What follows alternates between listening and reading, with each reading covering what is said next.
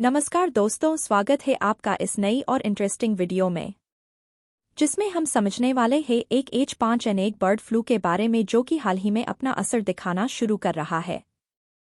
अगर ऐसे रोका ना गया तो ये कोरोना से बड़ा संकट का कारण बन सकता है।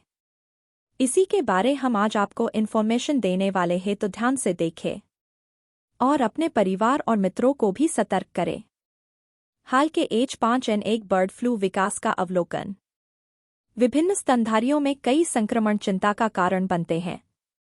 हालिया रिपोर्टों से पता चलता है कि H5N1 एवियन इन्फ्लुएंजा वायरस विभिन्न स्तनधारियों, जिनमें मानव, गाय और बिल्लियां शामिल हैं, के बीच चिंता का कारण बन रहा है। टेक्सास में एक डेयरी फार्म कर्मचारी और 6 राज्यों में 12 गाय झुंड संक्रमित हो गए हैं। इसके अलावा टेक्सास में 3 बिल्लियां इस वायरस के कारण मारी गईं। ये घटनाएं वायरस की प्रजातियों के बीच संक्रमण की क्षमता को उजागर करती हैं, जिससे मानव संक्रमण की संभावना बढ़ जाती है। विशेषज्ञों की चेतावनी और संभावित महामारी का खतरा।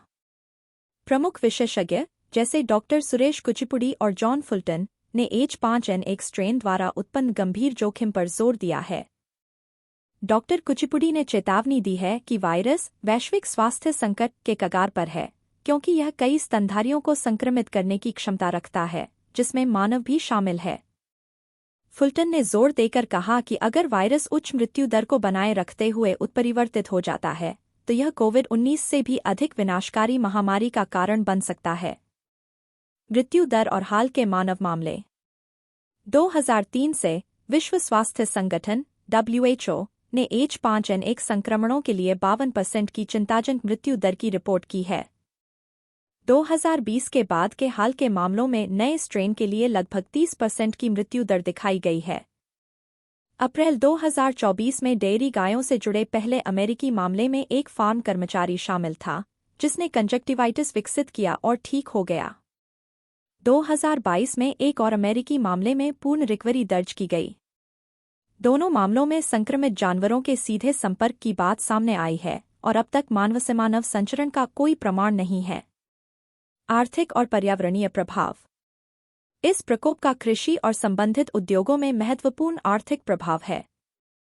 विशेषज्ञों ने यह भी बताया कि जलवायु परिवर्तन स्थिति को और बिगाड़ देता है, क्योंकि यह जानवरों को नए क्षेत्रों में जाने के लिए मजबूर करता है, जिससे वायरस उत्परिवर्तन और प्रसार की संभावना बढ़ जाती है।